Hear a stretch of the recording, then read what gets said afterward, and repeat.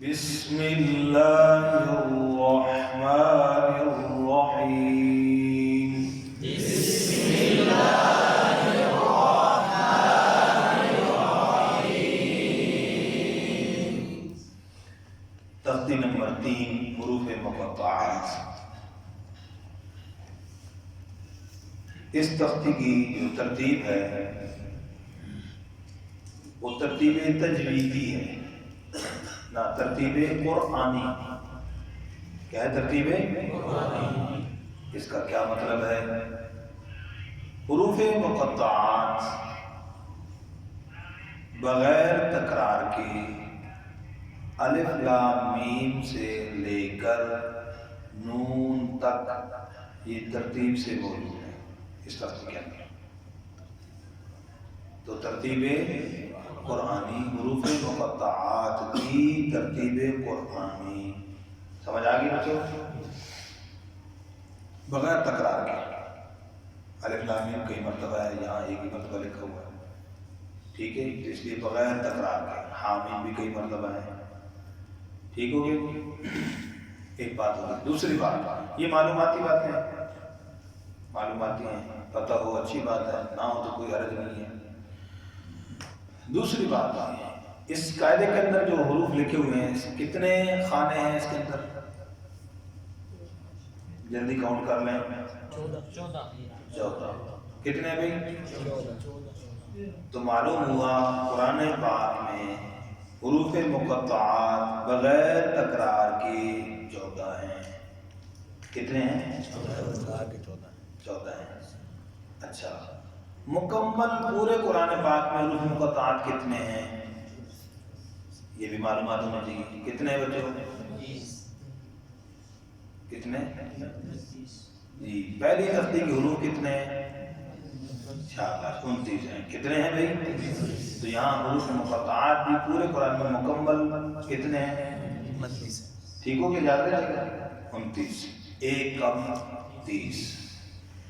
تو بغیر تکرار کے 14۔ پھر ان 14 حروف مقطعات میں 14 خانوں میں پھر ان کا ایک مخفف ہے، پھر وہ 14 ہے۔ اس کا مجموعہ کیا ہے جو بڑی کتابوں میں لکھا ہوا ہے، خلاصۃ التجوید میں بھی ہے، ناقص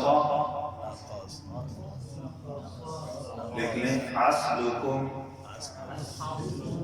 حی طاہر، جی، نون قاف صاد، ناقص اصلکم عین سین لام کاف میم، اصلکم حی حایا طاہر طا الف ہا را۔ ان میں سے ناقص اصلکم یہ 8 جن پر لمبی مد ہوتی ہے، حی طاہر ان میں سے 5 جن پہ صرف مد اصلی ہے، الف پہ کوئی مد نہیں ہوتی۔ یاد رہ جائے گی یہ بات بچوں؟ اچھا، اب اس کے بعد اب ہے پڑھنے کا طریقہ۔ کیا ہے بھائی؟ پڑھنے کا بھی اور پڑھانے کا۔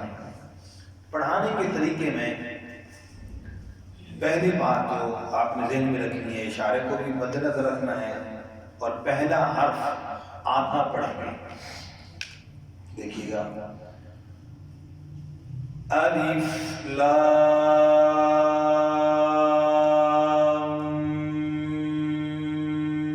پڑھیے،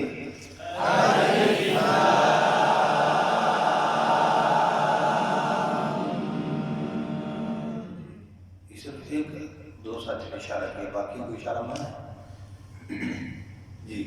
تو یہ اشارہ، پھر اس کا میں فائدہ بھی بتاتا ہوں۔ الف لام،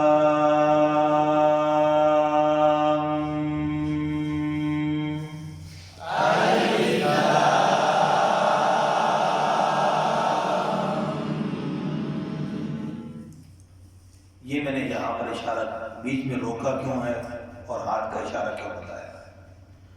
روکا اس لیے ہے کہ جب ہم اکٹھا اس کو پڑھتے ہیں تو عموماً درمیان میں جو غنہ ہوتا ہے یہ رہ جاتا ہے۔ الف لام میم، یہ پڑھ دیا، الف لام میم، بیچ میں غنہ رہ جاتا ہے. ایک تو اس لیے روکا ہے تاکہ غننے کی عادت ڈلے، غننے پر توجہ آئے. دوسری بات، اب جو چھوٹا بچہ ہے جس کو آپ پڑھا رہے ہیں وہ جب غنہ کرتا ہے اس کو پتہ ہی کو نہیں غنہ ہوتا کیا ہے. اب وہ جب پورا پڑھتا ہے اور چھوڑ جاتا ہے، ساتھ کہتے تو نے غنہ نہیں کیا، اس کو کہتا ہے وہ کیا ہوتا ہے.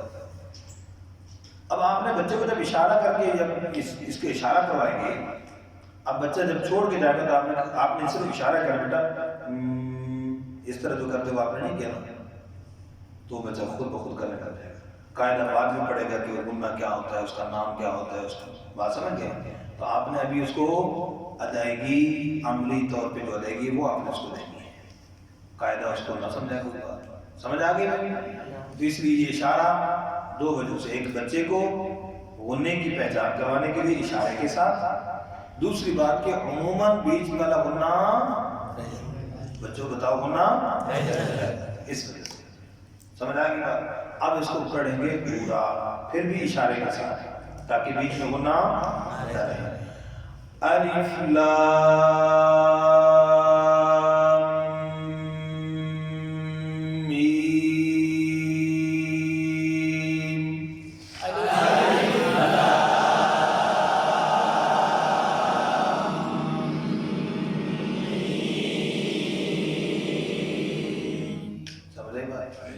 ابھی آپ کو اندازہ ہوگا یہاں پر انگلی رکھتے ہوئے کہ ابھی غنہ چھوٹنے لگا تھا، لیکن آپ کو مجھے دیکھ رہے تو آپ کو پتہ چل کہ نہیں قاری صاحب کے ساتھ ہمیں پورا غنہ کرنا ہے. ٹھیک ہے جی. اگلا حرف پڑھنے لگے. اس کے اندر اسی طرح غنہ بھی ہے. پھر میم ختم کریں گے ساکن، تو اس کے بعد پھر صاد ہے. یہاں میم ساکن ہے جو درمیان والی صاد سے پہلے، اس پر بیچ میں بس اوقات غنہ ہو جاتا ہے، کبھی کلکلا ہو جاتا ہے، کبھی سکتہ ہو جاتا ہے. ممکنہ 3 غلطیاں ہیں، لیکن ہم صحیح پڑھیں گے. کیسے پڑھنا ہے؟ توجہ.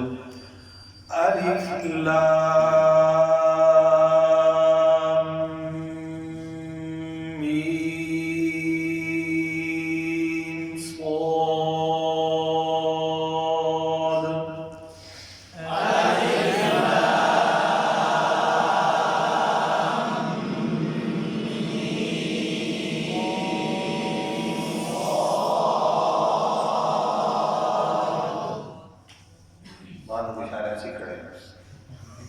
چل نہیں رہے. پھر توجہ کے ساتھ بتا، یہ میم صاد فوراً شروع کریں. میم صاد میم صاد غنہ ہو جاتا ہے، یہ غلطی ہے. پھر صحیح پڑھ رہا ہوں توجہ کے ساتھ. الف لام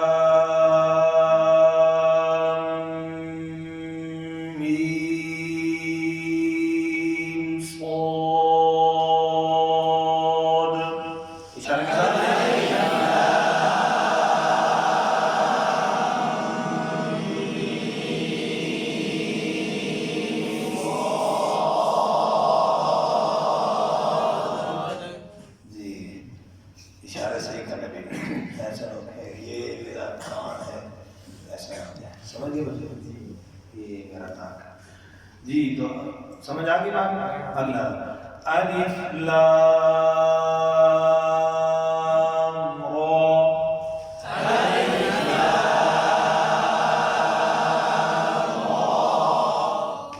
یہاں بھی ممکن ہے 3 غلطی. اب میں غلطی پڑھ کر بتا رہا ہوں. لام را کیا ہوا؟ کلکلا. دیکھو کہیں کو سمجھ بھی نہیں آتا. ہو جو لام را غنہ ہو گیا. لام را سکتہ. ٹھیک. تو یہ 3 باتیں جو بتائیں یہ کرنی نہیں. ایسا نہ کہ وہ کورس نے تو بتایا تھا، خود ہی تو بتایا تھا، یہ نہ کرنے کے لیے بتایا ہے. یہ بیماریاں ہیں، ان سے بچنا ہے. ٹھیک ہے نا. پرہیز ہے یہ پرہیز. الف لام را.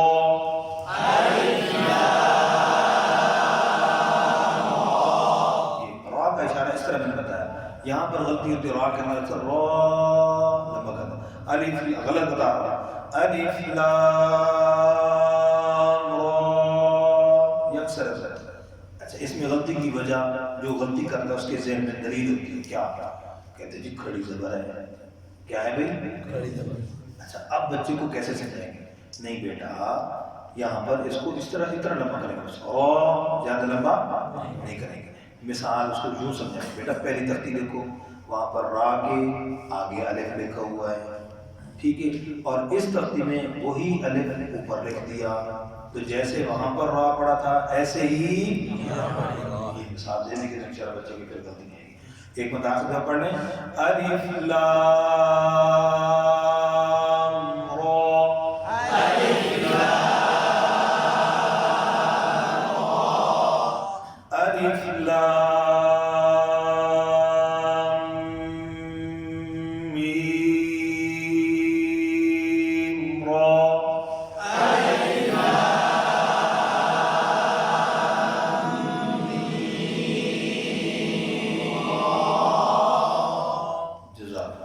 ٹھیک ہو گیا. بارک اللہ.